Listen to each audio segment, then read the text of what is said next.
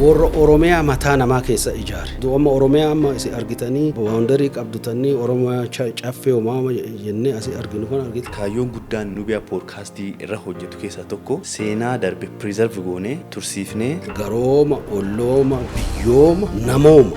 Argite humanity the ultimate kanarra ijaarameera Oromoo. Dhaloota dhuka qabu, dhaloota akka gaaraa, dhaloota gajjedheeti subordinate hin taane. Abbaan isii akka barnoota baranne dhooguu barbaada. Jarra immoo faayit gooti. Haa barattu. Seenaa sammee waan seenaa sanii fi seenaa.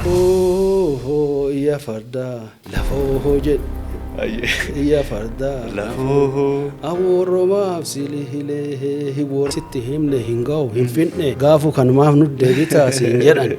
Akkuma teette boqqolloo fi garbuu isaanii gurguraniitiin barsiisan yoo kufte gara manaa deebi'anii mucaan nama sanii kufee galee taa'ee jechuun dhufuu danda'a. Mangistuu Haile Maariyaam imperialism waamamaa jedhaa ture cufuuf dhufee ilaalee keessa deemee iskuula san kuni cufamuu qabu jedhee biraa deeme. Uduu argeeti secretary education interview godhe inni afaan Oromoo ka beeku kaan hin beeku sila barnoota biyya kanaa atta godhuu heddanii imaginationiin keessan maali visioniin keessan maali. Kitaaba kana barreessuudhaaf maaltu inspire godhe transformative imaginary ummata of afoo ijaaru waggaa 50 waggaa 100 of afoo laalu kennallee samii boonaa sanii cimaa sanii warra mala soqatu warra irrallee victorious people ummata mo'annoo qabu.